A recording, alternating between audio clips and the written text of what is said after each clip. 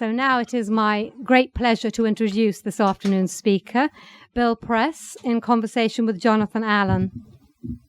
Bill is a syndicated talk show host of The Bill Press Show and a columnist for Tribune Media Services.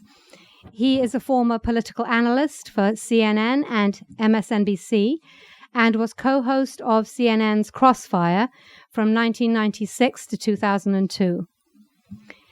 In his dynamic memoir, From the Left, A Life in the Crossfire, he takes us from his childhood in a segregated working-class town, a world where divorce, sex outside marriage, abortion, and homosexuality were considered morally wrong, through his seminary studies for the priesthood, his introduction to politics, and his swerve left through many interesting and sometimes unusual career choices. Jonathan Allen is a senior political correspondent for NBC News and co-author of the best-selling book Shattered and HRC, The Remaking of Hillary Clinton. Please join me now in welcoming them both to Politics and Prose.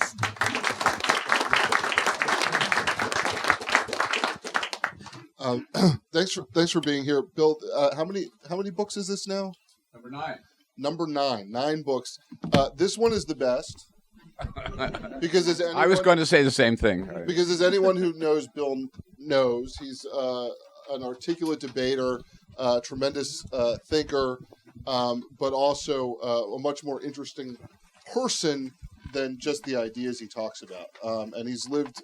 You're still pretty young, but you've lived a pretty varied life. I think sort of taken an interesting path. This is sort of how you get to be Bill Press.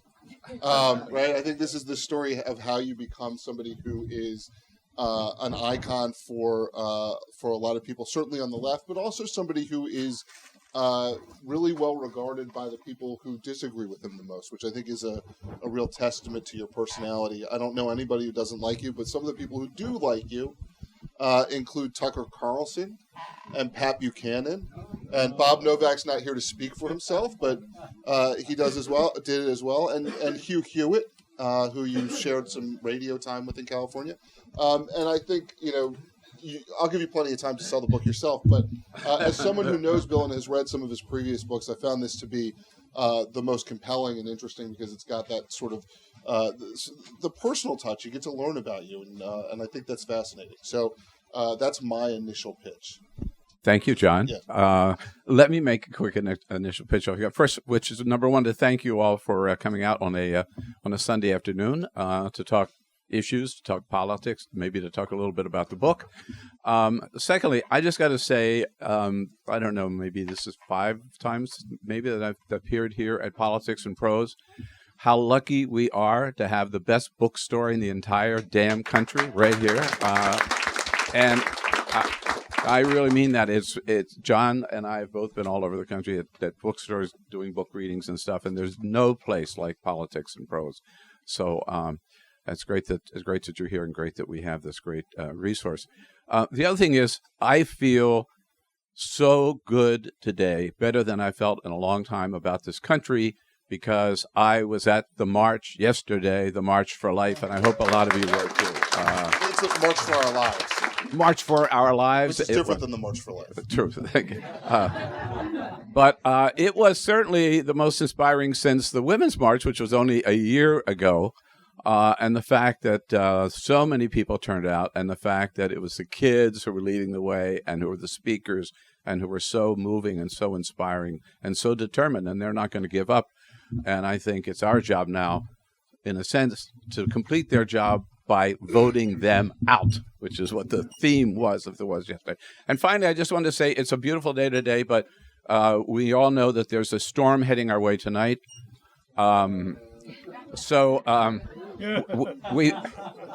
We promise to get you out of here in time to watch Stormy Daniels on 60 Minutes tonight. We're the warm-up act. If you miss it, I suspect you'll be able to see clips of it on CNN and MSNBC for the next several years.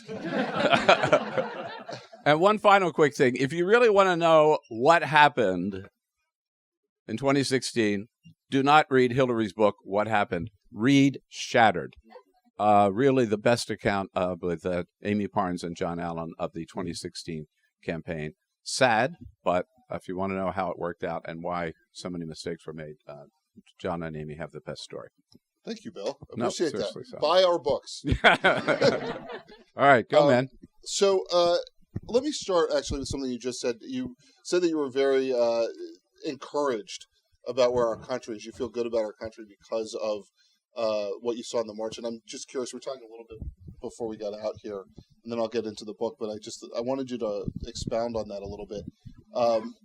What, after having spent all of these years as a candidate, as a campaign staffer, as an analyst of politics, what do you see yesterday that makes you say this is something that's going somewhere, as opposed to so many attempted movements on various issues and even gun control efforts that have not gone somewhere? Well, it's an issue that a lot of us have cared a lot about for a long time.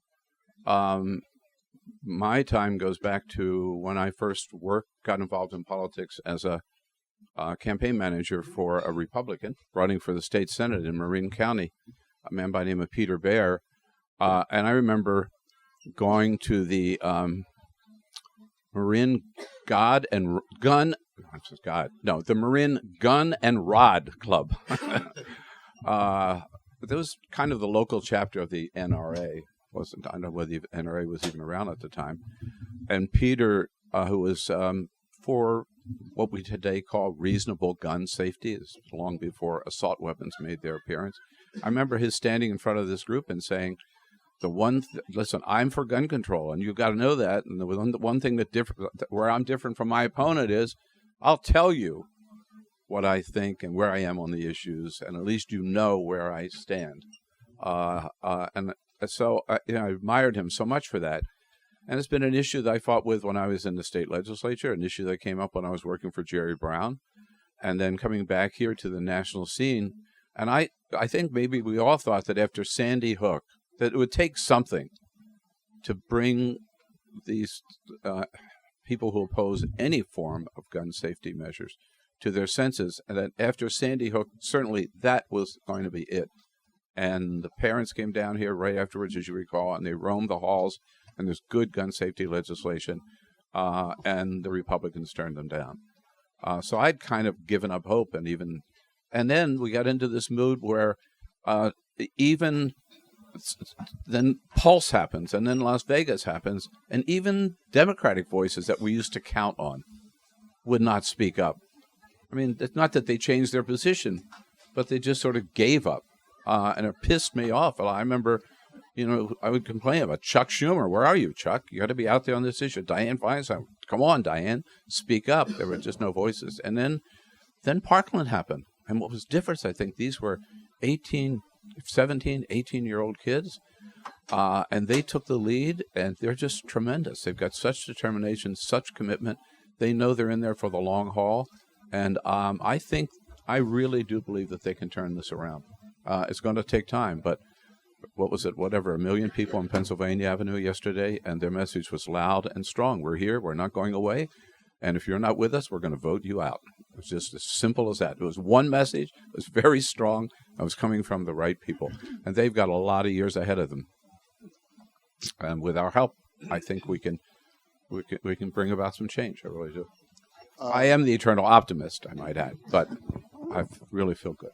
And now let's talk a little bit about the book. You go from the Sandinistas to the Sandernistas, from Reinhold Niebuhr to Dr. Ruth.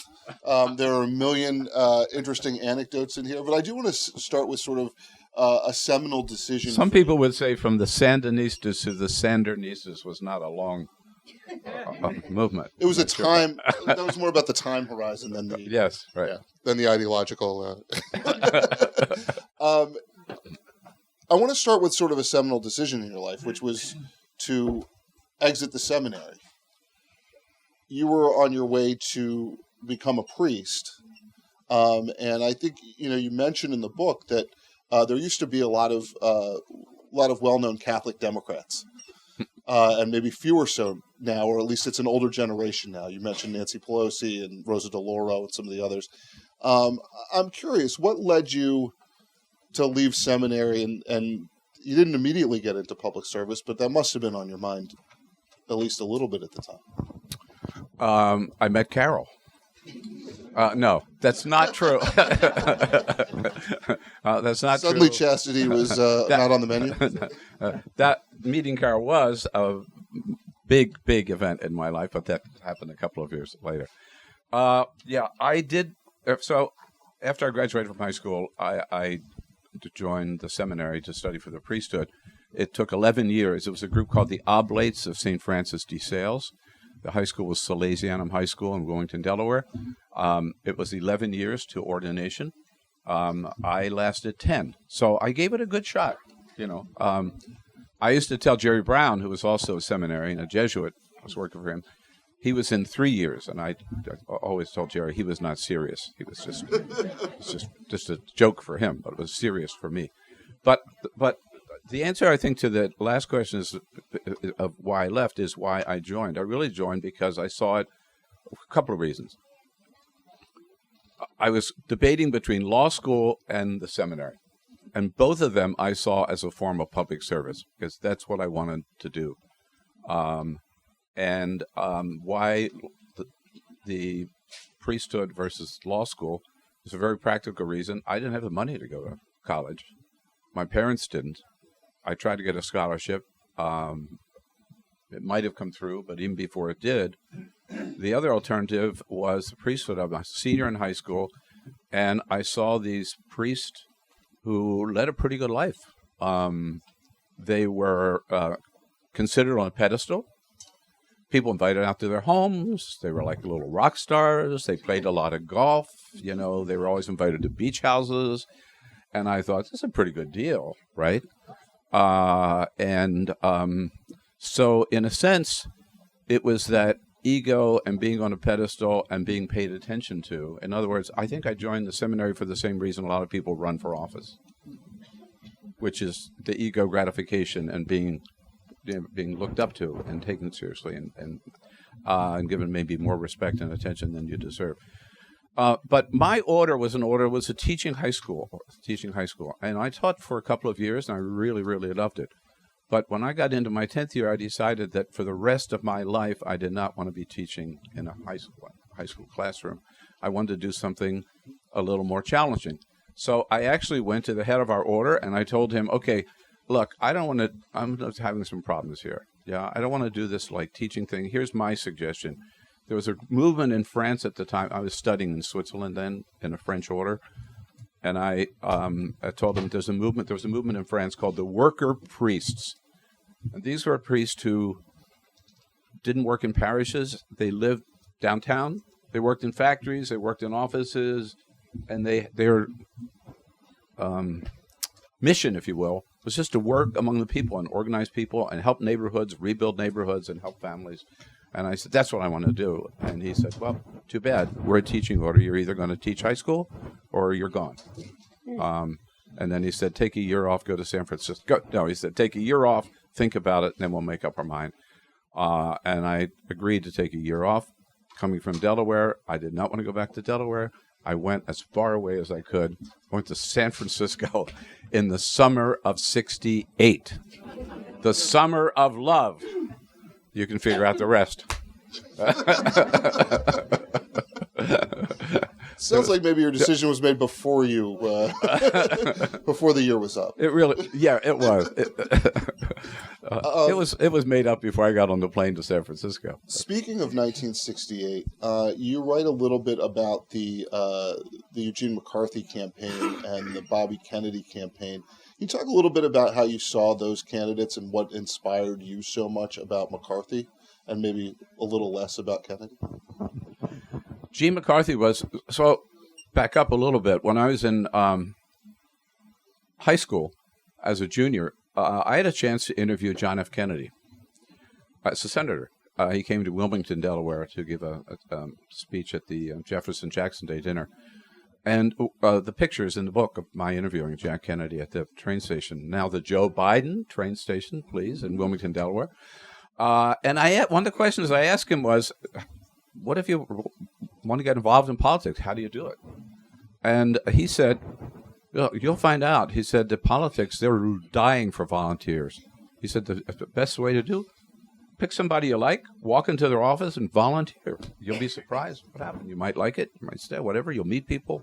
It's a way to get involved. So flash forward, I'm in San Francisco, very involved in the anti-war movement in '68. And I read about this former seminarian, we have to follow a theme here, Eugene McCarthy, senator, who is willing to stand up and challenge Lyndon Johnson in the primary where nobody else would. And I admired his courage, admired his conviction, certainly agree with him on the issue, and but didn't do anything about it until Eugene McCarthy came in second, if you will, and everybody considered that he won the New Hampshire primary because of such a strong showing, proving that Lyndon Johnson was vulnerable. And the next day, Bobby Kennedy joined the race, and Bobby had been urged to run. Gene even talked to Bobby about running. Bobby would not challenge Johnson.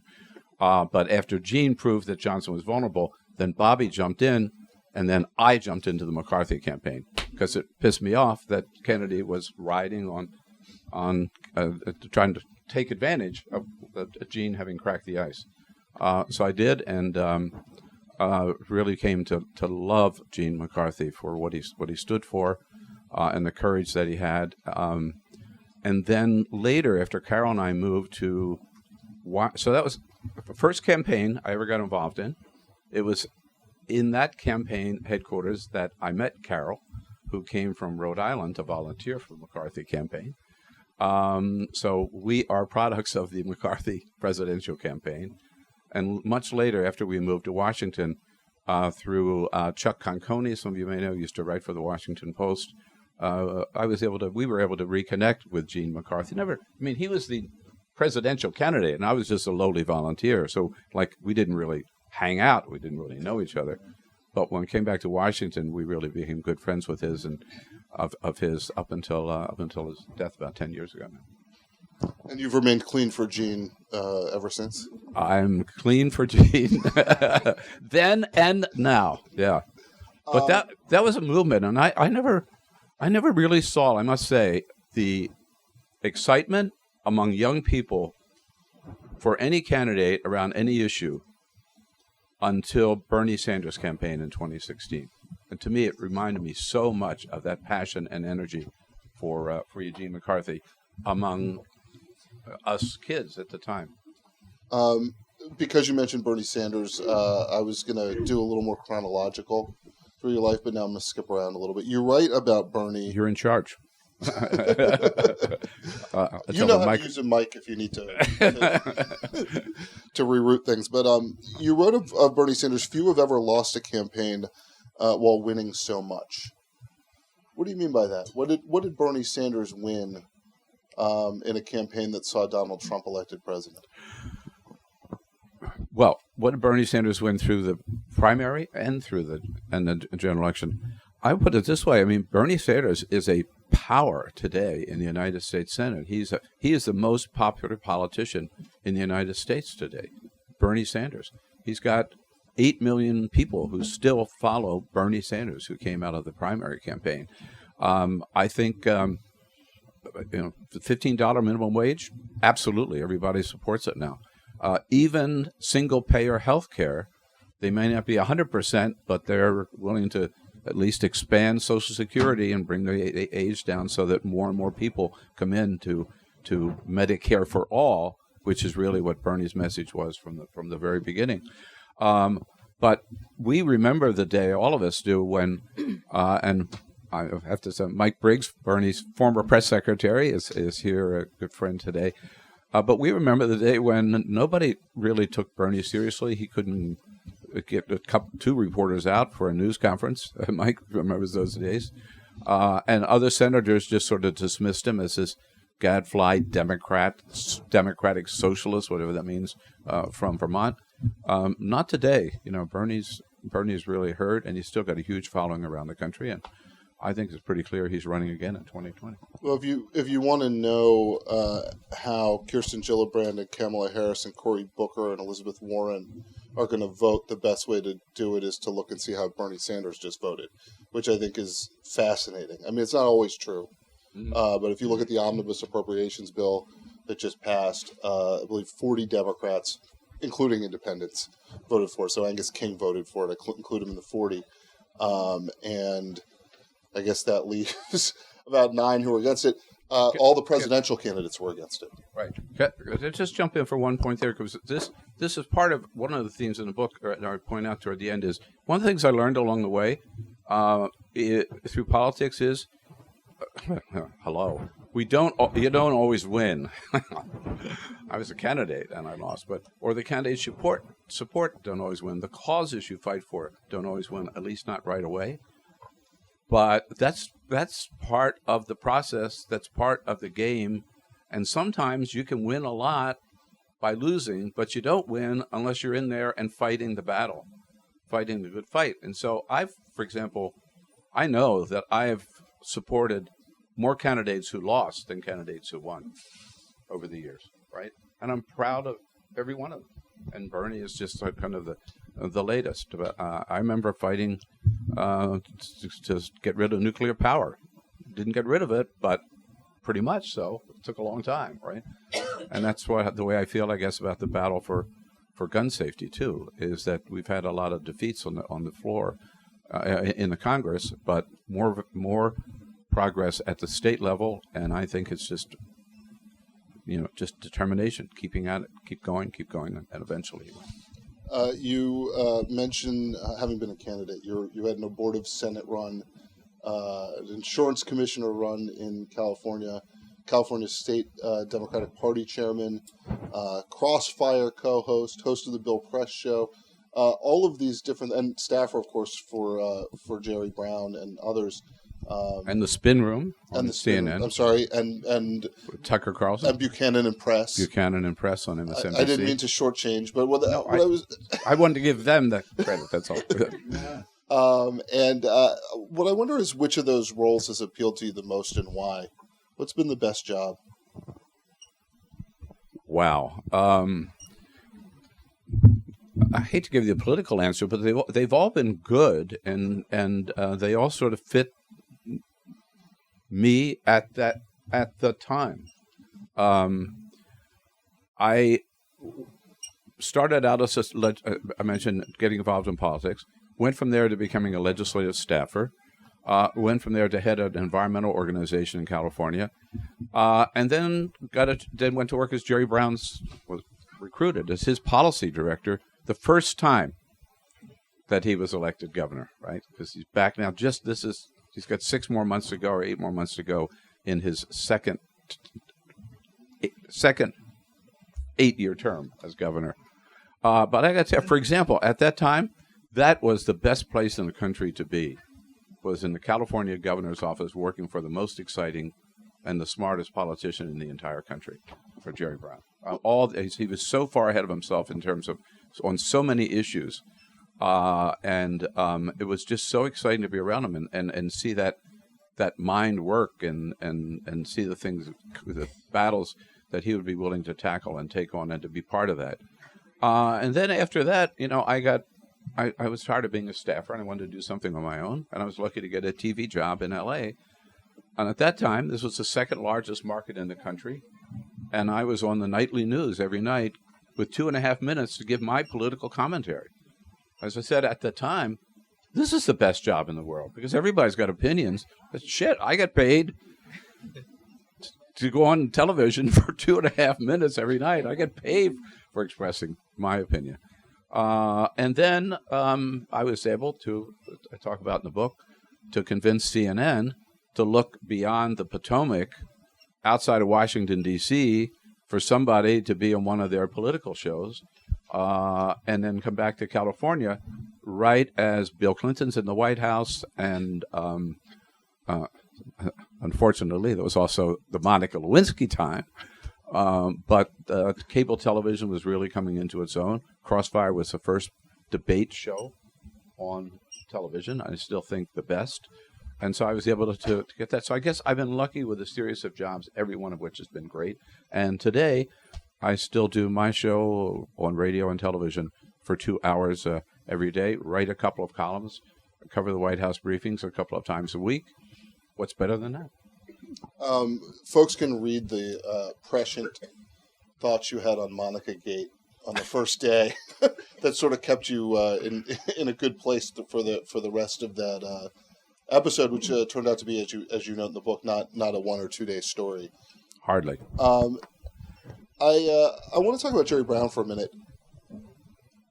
As somebody who's not from California and who doesn't really remember his first terms as California's governor, what makes him unique? Here is somebody who is known as Governor Moonbeam, who is also known as being too centrist sometimes. What is the unique thing about Jerry Brown? Because I've heard you talk about him before, and your reverence for him is something to behold. Because I don't know that you necessarily feel that way about every politician you come in contact with. That's true. Boy, Jerry is so multidimensional. That's a hard question to kind of grasp. But look, he was dating Linda Ronstadt. You can't get more exciting than that, right? Hanging out. Who? Now, with this crowd, I think they know. The crowd at the march yesterday might not have known who Linda Ronstadt is, but Blue Bayou. I just got to say, I said earlier, but not to repeat too much, but Jerry really at the time was the smartest and the most attractive and the most interesting and the most outrageous in some ways politician in the entire country. And he was, Governor Moonbeam. Why did he get that term, Governor Moonbeam? Because Jerry, as governor, proposed that California would have its own satellite to track climate change, weather, we didn't call it that at the time, weather patterns, crop patterns, whatever was happening.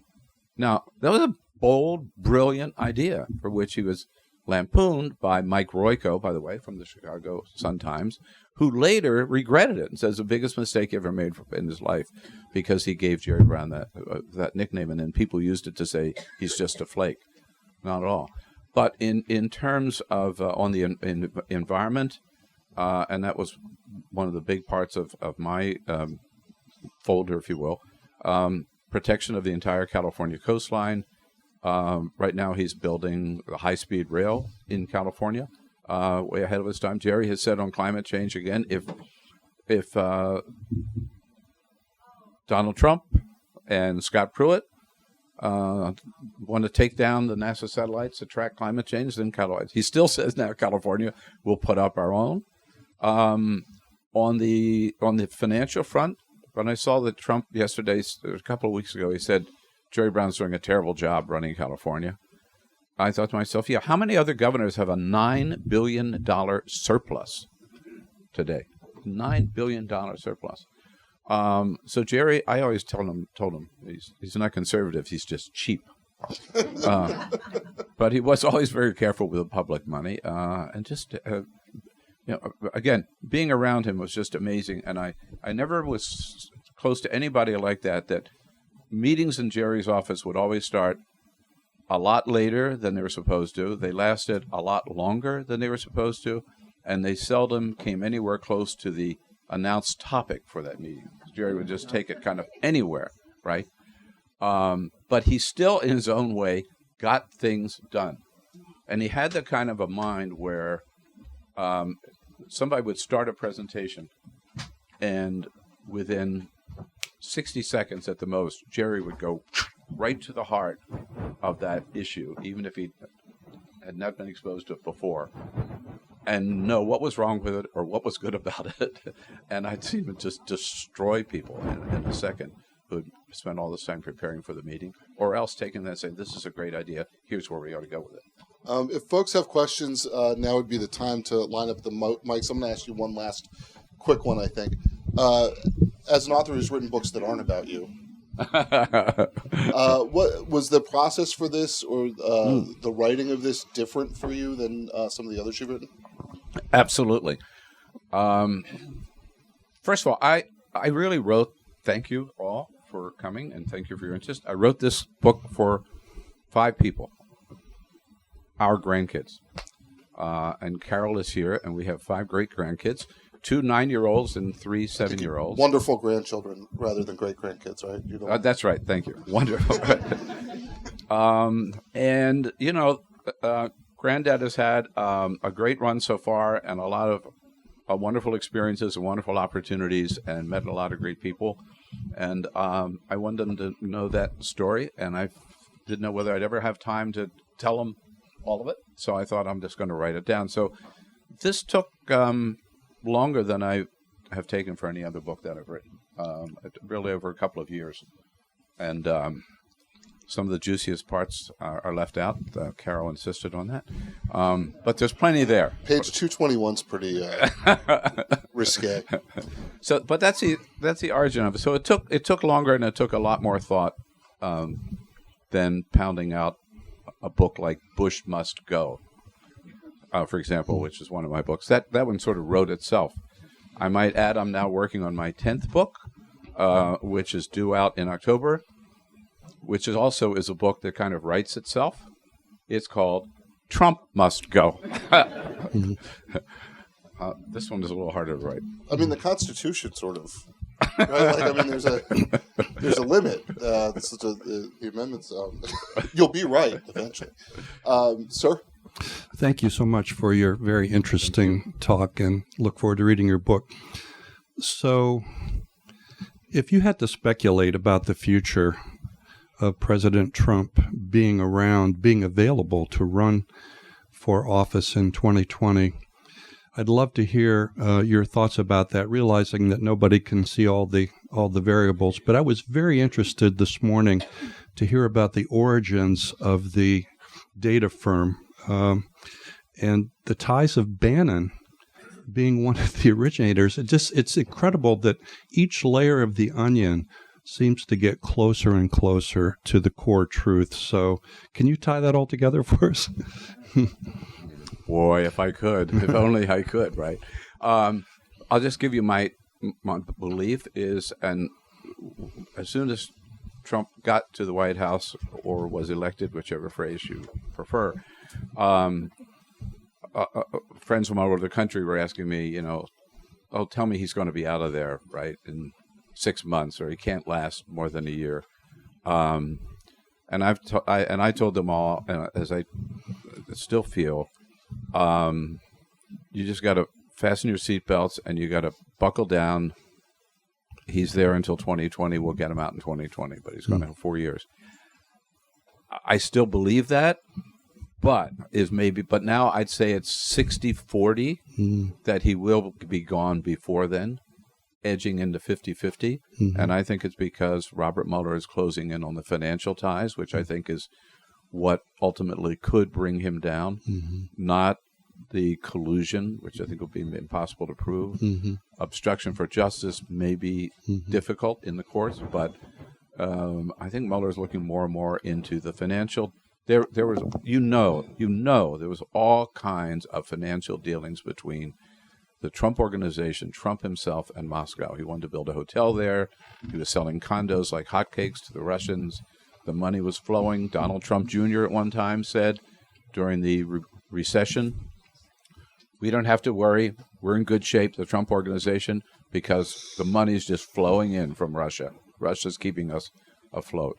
And I do think that's the link to why Donald Trump hasn't said anything critical about Vladimir Putin, hasn't even condemned Russia yet for interfering in our election, which you would not think would be a difficult statement for any politician, Republican or Democrat, to make. Even Republicans in Congress voted, with 5 exceptions, 535 members of Congress, 530 voted to slap new sanctions on Russia to punish them for interfering in the election. Donald Trump still hasn't condemned them for doing so. So I think Mueller is serious. He's edging in. I think he's getting closer and closer to the Oval Office. And you're right. It's the onion, the peeling of the onion, more and more layers. We're getting right to the core of it, I think. So follow the money. Follow the money, absolutely. Ma'am?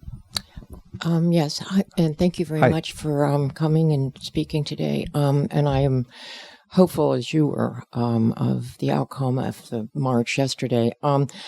This is kind of not, it's just a surprise in a way, the opinion that you had about the support of Bernie Sanders that you had not seen. I, for one, felt that Barack Obama had created the same kind of interest, certainly among a huge segment of voters in this country. So I don't know. That's not the question, but it was just surprising to me that I don't mean to put down Barack Obama for what I said about.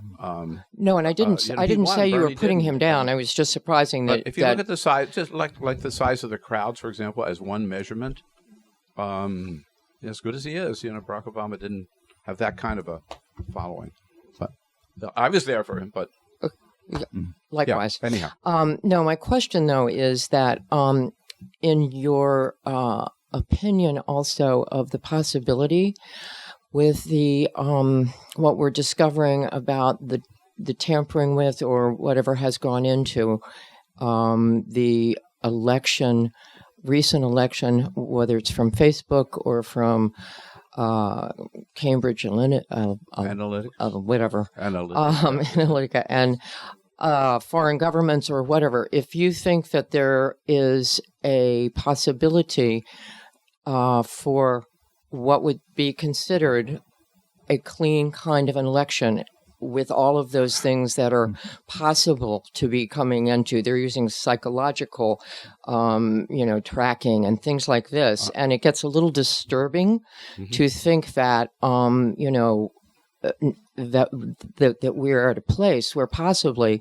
there will never be another time where we can think, oh, well, that was just, your vote really did count in a way that was not being affected from something else that is rather relatively new, but certainly is in place and could be for quite some time or maybe forever. I don't know. What do you think? It's a very chilling question. Again, I said earlier, I'm kind of the eternal optimist. I would like to believe that we still can count on our vote counting.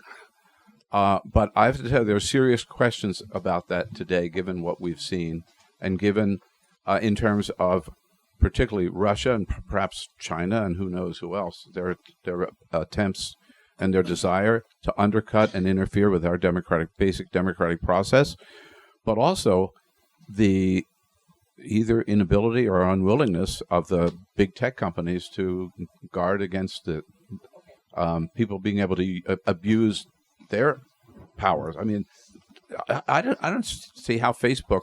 I don't see the defense for Facebook at all. I mean, the private data on 50 million people, and they didn't know, or they did know that they did know that Cambridge Analytica was getting it, and they didn't think about what Cambridge Analytica was doing with that data. And now we know. I guess your question, it was not just Steve Bannon who sort of founded Cambridge Analytica with Robert Mercer's money, but then he was selling it to John Bolton, of all people, and his PAC, and Bolton knew where the data was coming from, knew it was coming from Facebook, and Mark Zuckerberg didn't know? Or back to the ads that they were running. As Al Franken said in one of the hearings on the Senate, Al Franken, what a mistake that was for us to lose Al Franken, in my opinion. But at any rate, Al Franken said, "You mean they were paying in rubles, and you didn't think, maybe this money is not coming from the United States of America?" So I think it's a serious concern, and I just hope that we take it seriously, and there's steps made, particularly. I don't know exactly what the answer is, but John could tell you more maybe, but maybe like paper ballots or something, making sure that the local election processes are secure. Thank you. I'm just surprised you didn't say you were reassured that the new National Security Advisor is an expert on Cambridge Analytica and Facebook and how to micro-target. I'm shocked that was not your response. I thought that's where you were going to go. Hate to disappoint you, John. Sir? Well, congratulations on your wonderful career. Thank you. You've said so many nice things about Bernie Sanders and Jerry Brown. How about some of the younger people that are coming up? Who do we look toward to lead in addition to those two really good politicians? Well, that's an excellent question. And first of all, I would have to say, having said all those wonderful things about Bernie Sanders and Jerry Brown and Elizabeth Warren, all of them, I think the Democratic Party needs a clean house. I think they need a clean slate, and they need young blood, young faces, and new ideas, and the sooner the better. We're not talking teenagers here, but certainly among the next generation class, if you will, there's some good people out there. We were Carol and I were with Amy Klobuchar yesterday at the march. She's great. I think Kirsten Gillibrand is great. Cory Booker is great. Members of Congress, Tim Ryan, I think, is a real strong up and coming from Ohio. Look at in California, Ted Lieu from Santa Monica, Eric Swalwell from the Upper Central Valley, Eric Garcetti, the mayor of Los Angeles. It's great young mayor. So there's a lot of talent out there, and in the House as well. I mean, I mentioned some House members. I just think it's time that, and I'm not mentioning any names, but that some people who've had a great career and have had many great opportunities and have done very well with their power should recognize it's time to step aside and let some younger people step up. Sir? Thank you. Without referring to negatives, that is Trump or the Republican Party, what does the Democratic Party stand for that's going to get a lot of support? What policies based upon the last 10 years, whatever? Well, that is a challenge right now, I think, for the Democratic Party. It's not, and what you started out the right way. It's not enough to say, I'm not Trump, right? Or we're not Trump. Or we're not Paul Ryan or Mitch McConnell. That's a good start, but that's not enough. And I think, I'll tell you what I would do is I would look at a guy who's some people criticize. Look at Connor Lamb in the 18th Congressional District in Pennsylvania, who won last week. He won not because he was out trashing Trump. He won because he spoke to the issues that were important to people in that district. And it's a district that represents what the Democratic Party used to be, the people the Democratic Party used to represent, working class Americans. Ed Schultz used to say the people who take a shower when they get home from work, not before they go to work. People who are concerned about the minimum wage and concerned about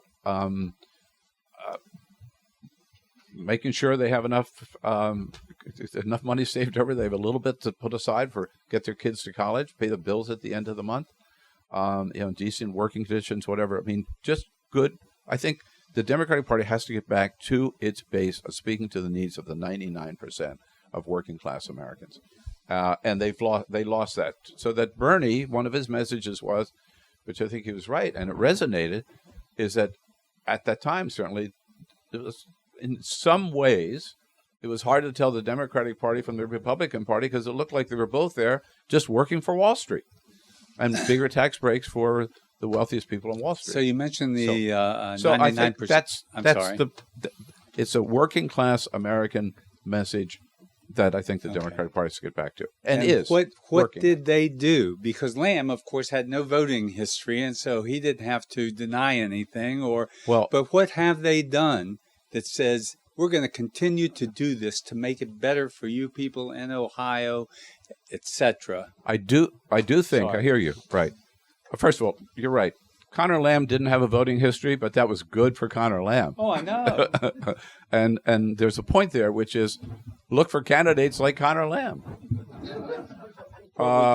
Seriously, a lot of people. I got I was on CNN, and I forget who was interviewing me, but they said, so you can't like this Connor Lamb guy, right? Do you? You're a Bernie Sanders guy. And I said, you're damn right I like him. You know why? He won. I like him because he's going to be in the United States Congress. I don't care whether he votes for Nancy Pelosi or not. He's going to be in the United States Congress voting for the issues that I care about. And I think it's sort of, we need candidates who fit the district. I'm all for, as a progressive, as far left as you can get, I'm all for any candidate who fits the district and can win, right? But what Democrats need, I think if you look at, just in response to your question, at the voting record, at what the Democratic has stood for, they're on the right side of the issues, but people don't know it. They've got to get their message out. The Republican Party has been running circles around Democrats, I believe, in delivering their message. And so message delivery is a big part of it. Thank you, and help them. We're going to do 2 more and then wrap up here, I think, because we're running out of time. You're in charge. That's right. Sir? Hey. Hi. So in Virginia, we had a huge, blue tidal wave last year in an off year election. Do you think that we're seeing a fundamental shift in Democrats voting more like in off year elections? Because a lot of the Republican strategy, at least in Virginia, has been, get people to come out in these off year elections and then gerrymander and fix it so that we don't, we have tons of Democrats in Virginia, but a legislature that's controlled by Republicans. Let me tell you, Virginia was great news. Are you from Virginia? Were you part Yeah, I actually ran for delegate in very red district in Virginia in Culpeper. And? I lost, but but I did good. Well, wait. Thank you for running. Absolutely. So I don't have to tell you, but what was so exciting about Virginia is, for the first time, I believe, at least in a while, in every legislative district, there was a Democratic candidate, even in the deep red districts like the one. So me and the guy who ran right next to me, these are both we're on contested seats, and now we're the chair and vice chair of the Democratic Party in our committee, so we're still involved. Right. No, there you go. So you can't win if you don't field a candidate. We had a candidate in every district, and we remember they were talking about. I remember before that. Well, we hope we can pick up 5, 6 maybe seats. 15, wasn't it? Yes, 15. 15 seats flipped from red to blue in Virginia.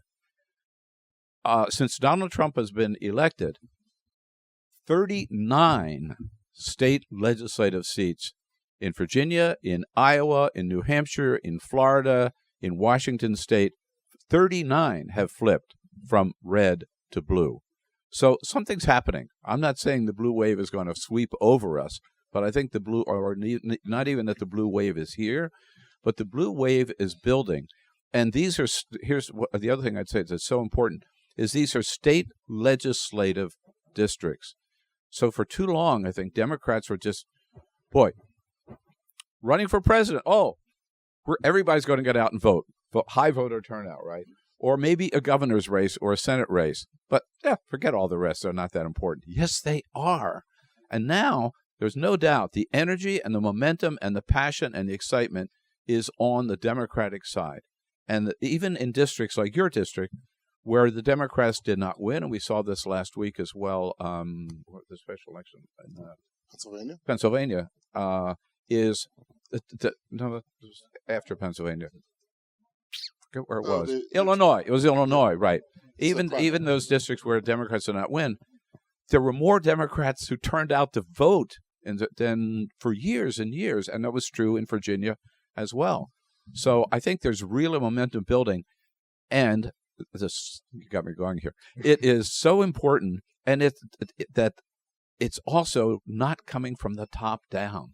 This is all grassroots originated.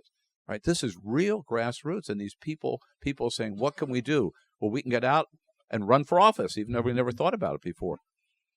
Emily's List is a great organization, right? I hope you all support and know about Emily's List, helping women who run for Democratic pro-choice women run for office. So, when Hillary became a candidate and was a candidate for president, quick little story. They were so excited because 900 women signed up to run for office. They called that the Hillary bump.